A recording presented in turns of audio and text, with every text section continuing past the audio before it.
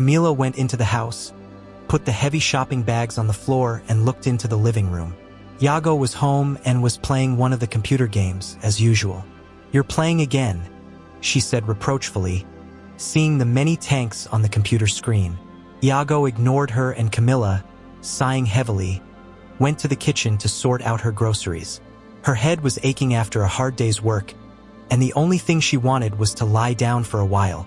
Suddenly, the smiling Iago appeared at the door and asked, "Dear, are you going to feed your beloved husband?"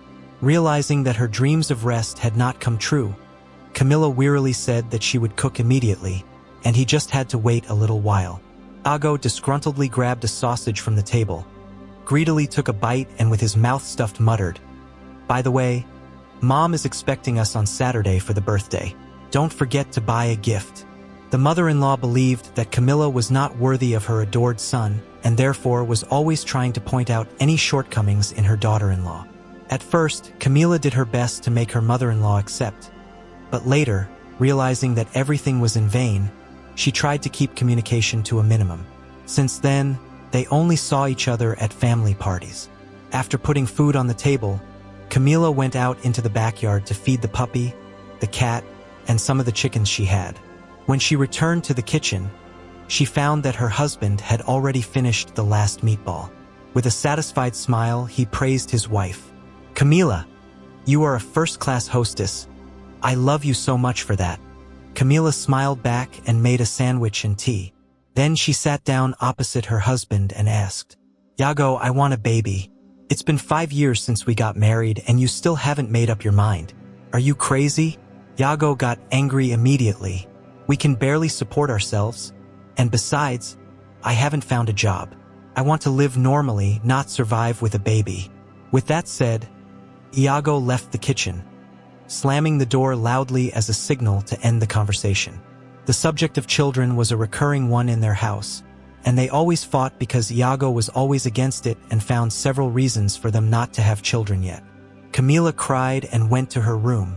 She wanted to get some sleep, because in the morning she had to get up early again and go to work, but sad thoughts kept her from sleeping. Iago also stayed up all night, playing computer games, while Camila pondered her own fate. She loved Iago very much, to the point of fanaticism, and the thought that he might leave her sometimes drove her to despair. At the same time, she knew that he was aware of her feelings and took advantage of them in every way, and lately he was sitting on her neck. Camila could do nothing about it and just kept hoping that he would finally get a job, they would have a baby, and life would be better. But so far, it was just a dream far from reality. In the morning, Camila found Iago sleeping peacefully in an armchair in the living room. She carefully covered him with a blanket and began to get ready for work.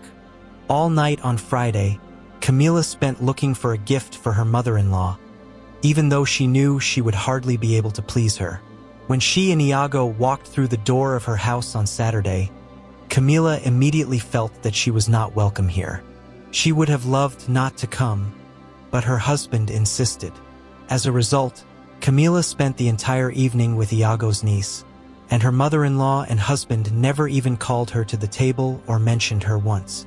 At one point, Camila wanted to drink water and went to the kitchen, but as she approached, she froze because she heard that the guests were talking about her. "And what did you think of her? I always said that she was not right for you. Don't even think about having children with her." Camila's mother-in-law said to her, "Mom, that's out of the question. Yes, she has already started to irritate me too. But who needs me now, unemployed? In the meantime, she is ready to do anything for me. I will find a job and immediately look for a replacement for her," Iago replied. Camila couldn't believe what she had heard. The way her mother-in-law thought of her was nothing new, but her husband's words had hurt her deeply.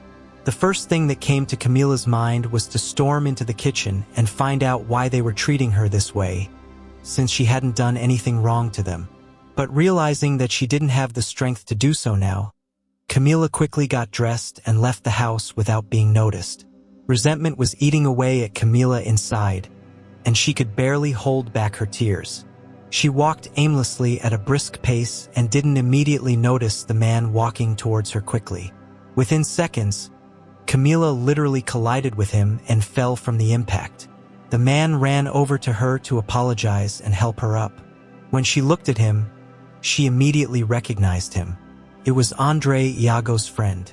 "Camila, what a coincidence. Where are you running so fast? You almost ran me over," he said and laughed. "It's hard to do. You're so big." Camila replied and laughed too. "Are you in a hurry? Why don't we sit down somewhere, have a coffee, talk?" Camila, thinking that now she certainly had nowhere to run, agreed. Andre put her in his car and they drove to a cafe. After ordering, they sat down near the window. "How are you, Camila? How is Iago?" Andre gently began the question, as always with the usual family life. "And how are you? Are you married? With children? I haven't seen you since the wedding." "No, I still can't find anyone like you," the man said quietly and put his hand on Camila's arm. Camila was embarrassed. She didn't know how to react to Andre's attention. She had assumed that his feelings had long since passed, but apparently that wasn't true. Once upon a time, Andrew and Iago were best friends, and they both courted her. But then Camila chose Iago and Andre disappeared soon after the wedding, not wanting to ruin their friendship.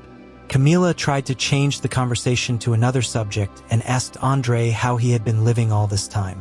The man told her that in an attempt to forget her, he went to another city, opened his own business, and only came back here because his mother had fallen ill. "And why did you go out so late alone? Where's Iago?" Andre asked. "He's at work and I went out to get some fresh air." He sighed and offered her a ride. When they drove up to the house, Camila noticed that there was a light in the windows. This meant that her husband was already home.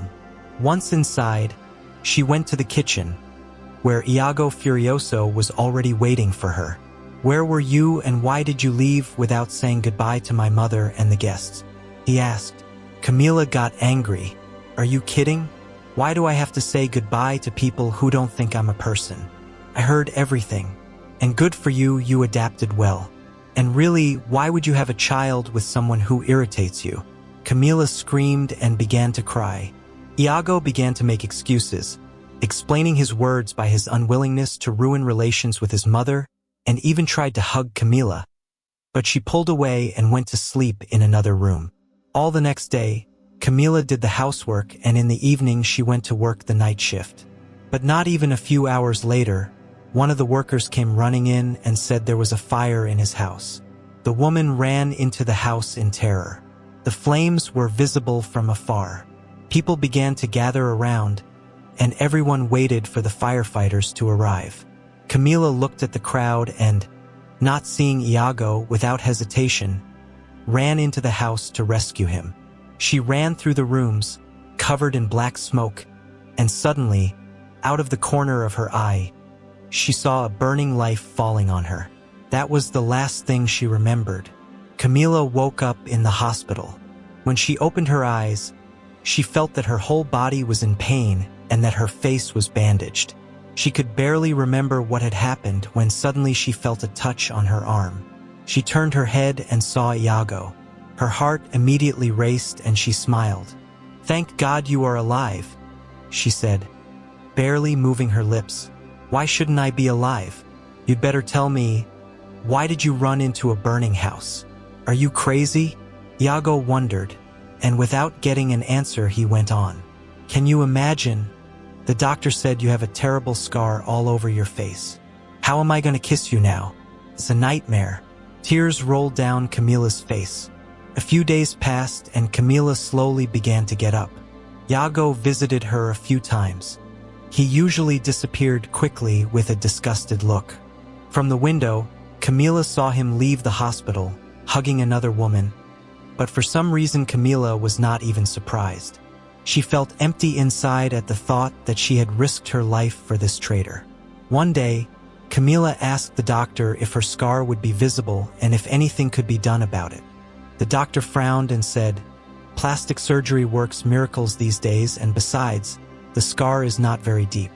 But don't you want to visit the man who pulled you out of the fire, risking his life?"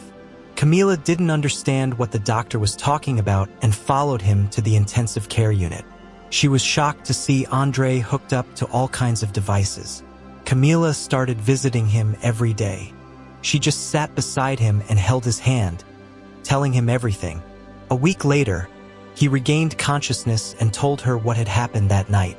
It turned out that he had wanted to see her, but he didn't dare, and that night he suddenly wanted to stop by her house. Upon seeing the fire, he spoke to eyewitnesses and, upon learning that the owner was inside the burning house, ran after her. Finding her unconscious, the man carried Camila out of the fire, but he himself was seriously poisoned by the combustion products. Several years passed. Camila was sitting in the park and her little girl was sleeping peacefully in a nearby stroller. Suddenly, she heard someone calling her name. She looked up and saw her ex-husband. Iago looked bad. "Oh, what a meeting. How are you, Camila?" he asked. "Okay. Here, I'm walking with my daughter," Camila replied with a smile, noticing Andre returning to them with 2 ice creams. "And where is your scar?" the ex-husband asked, astonished. "Love can do more miracles than that," Camila replied. At that moment, Andre approached and gave Camila a loving hug, and then they left. Iago stood there, looking anxiously at them.